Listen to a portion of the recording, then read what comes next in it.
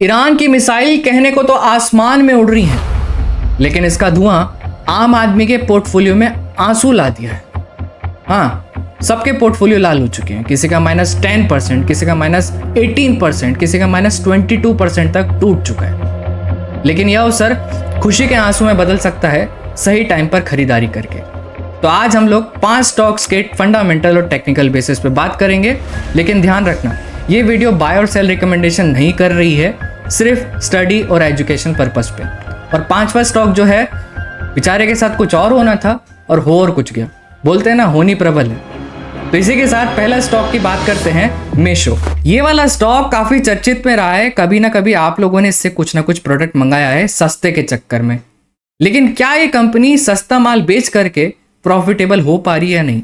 Technically देखा जाए तो ये टॉप से लेकर अभी टूट चुकी है -50%। इसका मतलब अगर आपने यहाँ कहीं पैसा इन्वेस्ट किया होगा, आपका कैपिटल आधा हो चुका होगा।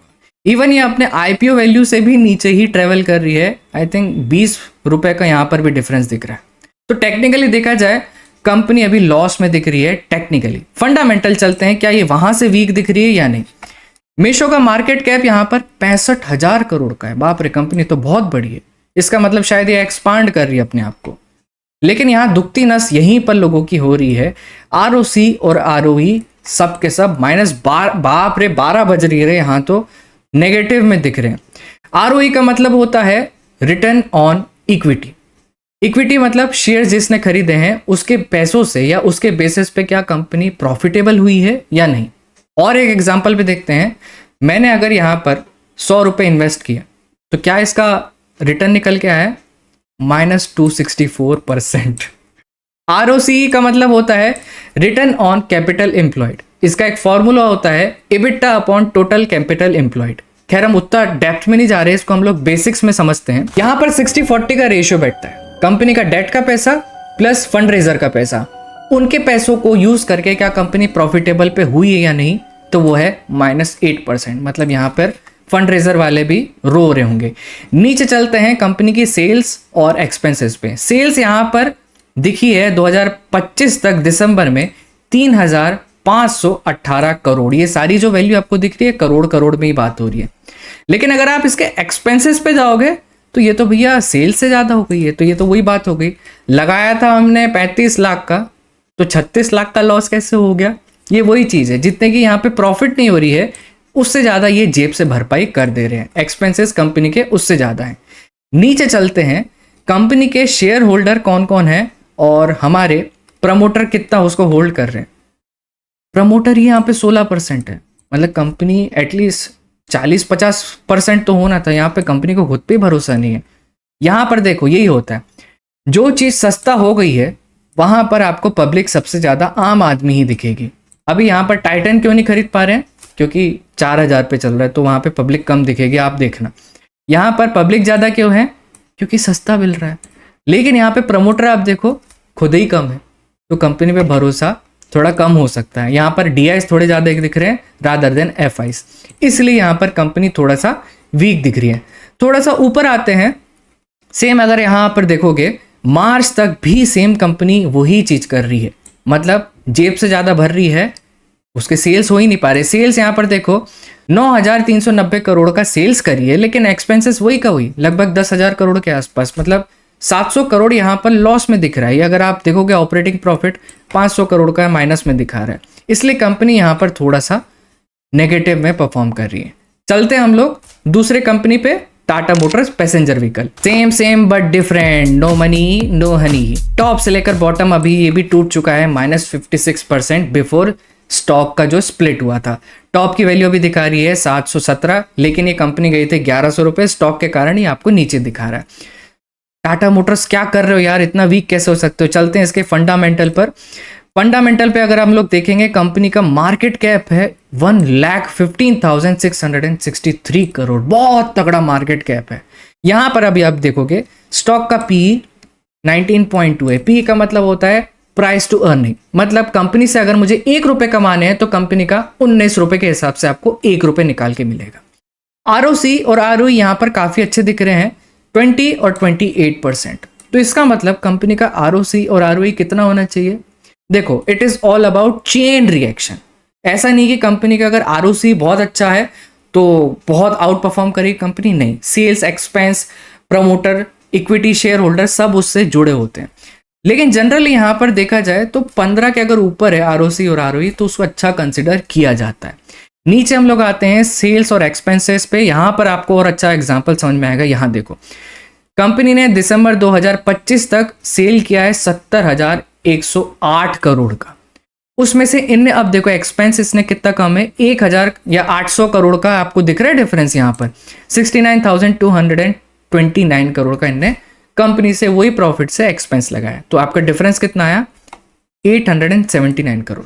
ये होता है कंपनी के प्रॉफिटेबिलिटी का। और नीचे चलते हैं, कंपनी के यहाँ पर अगर आप टोटल सेल देखोगे उससे ज़्यादा दिख रही है 3,50,637 करोड़, और उसमें से इन्होंने लगाया है 3,25,182 करोड़।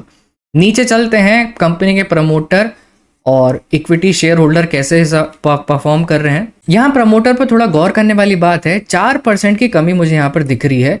46% जून को था, लेकिन सितंबर के बाद 42% रह गया और उसके बाद कंसिस्टेंट। और अक्टूबर में ही लेट सर रतन टाटा जी की डेथ हुई थी, उसके बाद से कंपनी थोड़ा बिलो परफॉर्म कर रही है। वहीं पर एफआईआईज भी उसी के बाद थोड़ा सा कमी नजर आई है, 1% नेगेटिव का, लेकिन लोगों का भरोसा टाटा कंपनी से जुड़ा है, उसी के बाद से 4% तक की उछाल देखने को मिला है। कंपनी ऑब्वियसली अच्छी है, अब आप लोग भी इस पर इन्वेस्ट कर सकते हो अपनी इच्छा के अनुसार। थर्ड कंपनी पर चलते हैं, एनबीसीसी।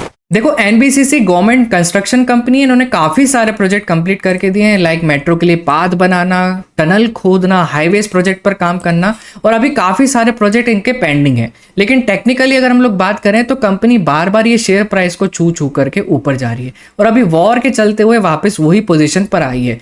लेकिन फंडामेंटल अगर हम लोग इसके जाएं, एनबीसीसी का मार्केट कैप 22,656 करोड़ है, काफी बड़ा है, लेकिन स्लाइडली पी मेरे को थोड़ा ज्यादा दिख रहा है, 34.1।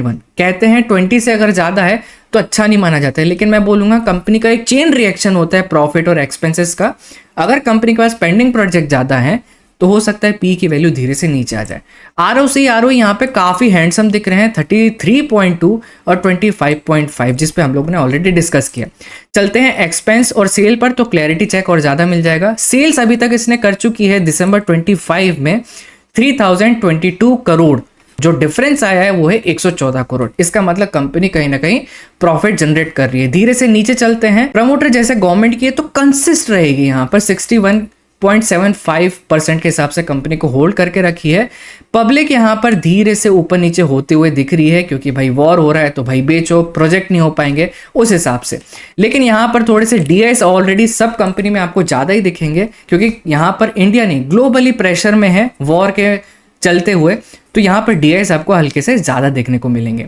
अब चलते हम लोग धीरे से नेक्स्ट वाले स्टॉक पीएफसी पर। पीएफसी का फुल फॉर्म है पावर फाइनेंस कॉर्पोरेट लिमिटेड। नाम से समझ में आ रहा है कि रिन्यूएबल एनर्जी पर काम करती है, पावर सेक्टर में आती है, और अगेन ये कंपनी भी गवर्नमेंट के अंडर में ही आती है एनबीएफसी में। ये कंपनी अभी तक गिर चुकी है लगभग 40% अभी टॉप से लेकर के, क्योंकि 2024 में ऑब्वियसली गवर्नमेंट के कारण जो मार्केट एकदम शूटअप मारा था, उसके बाद सारे स्टॉक धीरे धीरे करेक्ट कर रहे हैं। लेकिन कंपनी मैं पर्सनली जानता हूं 2017 को ये काफ़ी आउट परफॉर्म की है। धीरे से चलते हैं कंपनी के फाइनेंस पर। मार्केट कैप है 1,36,245 करोड़, बहुत बड़ा मार्केट कैप है। आरओसी यहाँ पर 9.73% के हिसाब से ग्रो कर रही है, प्लस पी यहाँ पर आप देखो बहुत कम है, मतलब कंपनी बहुत स्टेबल है, इसको हिलाना इतना ईजी नहीं हो सकता है ऊपर या नीचे। आरओई की बात करें, मतलब इक्विटी वाले यहाँ पर प्रॉफिट में ही नजर आते हुए दिख रहेंगे।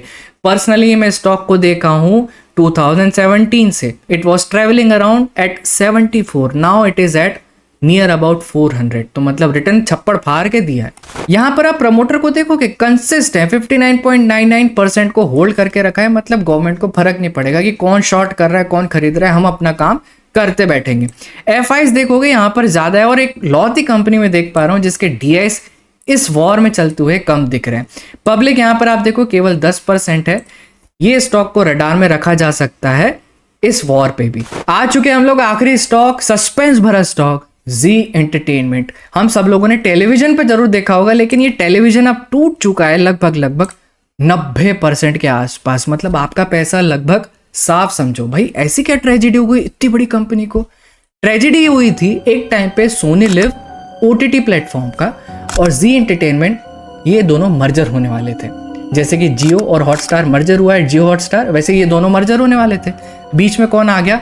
सेबी अपने नॉर्म्स लेकर के आई, भाई आप ऐसी रिक्वायरमेंट फुलफिल कर सकते हो तो करो, नहीं तो फिर आप लोग चले जाओ। सोनी लिव अपने रास्ते चला गया, जी ने भी बोला भाई नहीं भी करूंगा तो क्या हो जाएगा, चले जाता हूँ। लेकिन यहाँ पर पर्सनल दुश्मनी निकाली है सेबी ने, गड़े मुर्दे उखाड़े और पुराना हिस्सा चुकता करने को बोला कि आपने ये वाला पैसे नहीं भरे, आपने वो पेनाल्टी नहीं भरी। तो इसी हिसाब से प्रमोटर यहाँ पर छोड़ कर जाते हुए दिखे।